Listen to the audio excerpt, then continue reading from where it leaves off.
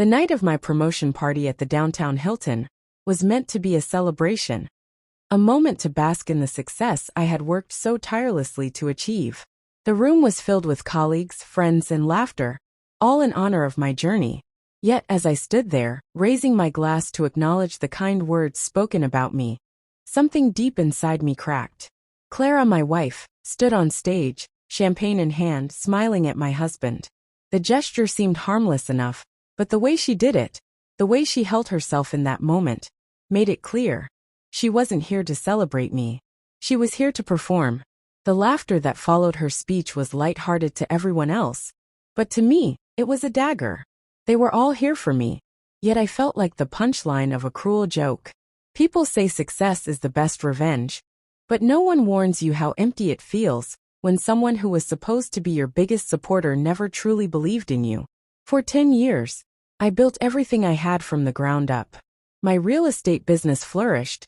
Our company had earned a reputation for turning setbacks into stepping stones. And yet, none of it seemed to matter to Clara. I once loved her deeply.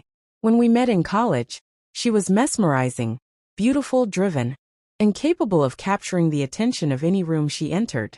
Her confidence, which had once drawn me in, eventually became a weapon. At first, her insults were subtle, dressed in humor and playful jabs.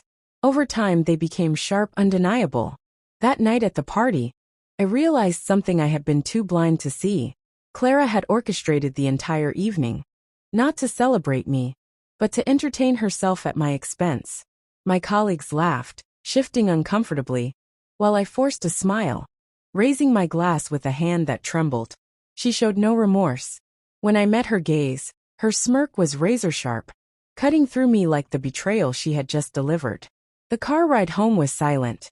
She scrolled through her phone, occasionally curling her lips into a self-satisfied smile.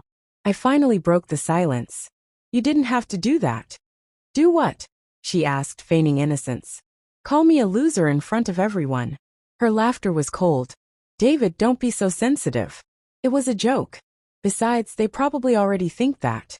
Her words hit me harder than any champagne ever could. That night, as I sat alone in my home office, nursing a glass of scotch, my mind raced. Then a text came in. "I'm more excited than anyone else to see you tomorrow." The words were innocent, except for one thing. The message wasn't meant for me. Something inside me snapped. I started noticing things I had ignored before. Late-night phone calls, sudden work trips. Her phone always hidden away. One evening, after she left for yoga, I followed her. In a dimly lit restaurant, she sat across from a man, her face glowing with a smile I hadn't seen in months. When she reached across the table, resting her hand on his arm, the last piece of the puzzle clicked into place. I didn't confront her. Not yet. Instead, I gathered proof. I hired a private investigator, combed through our finances, and found hidden transactions leading to an account in her name.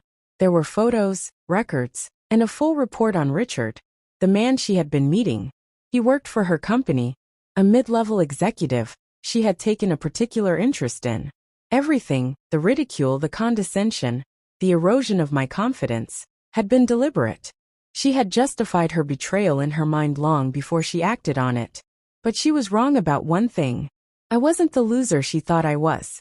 I met with my lawyer, made revisions to my will, and secured my finances in a trust she could never touch. I installed hidden cameras throughout the house, capturing every whispered conversation, every stolen glance at her phone. Then I waited.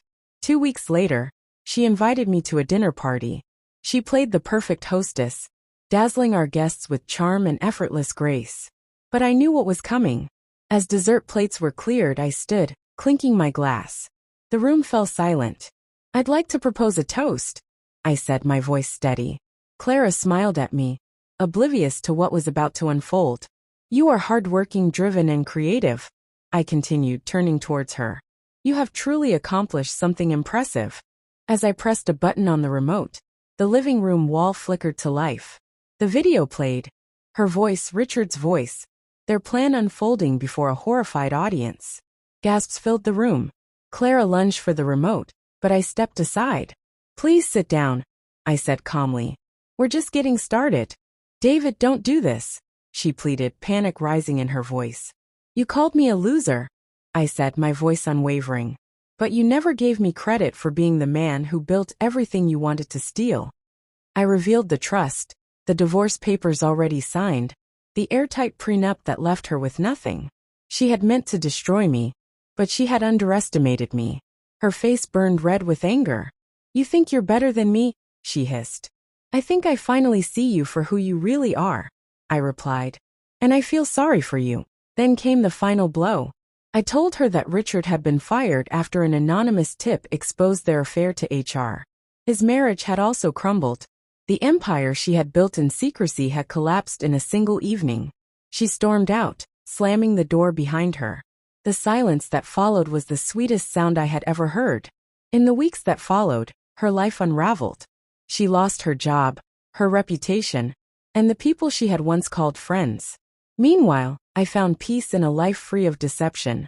I sold the house we had once shared and moved into a new apartment. One night, as I stood by the window, looking out at the city lights, I thought about the man I had become. No, I was not a loser. I had been betrayed, but I had emerged stronger. Clara's words still echoed in my mind from time to time, but they held no power over me anymore. Because in the end I had won. And the greatest victory was leaving the wreckage behind with my dignity intact.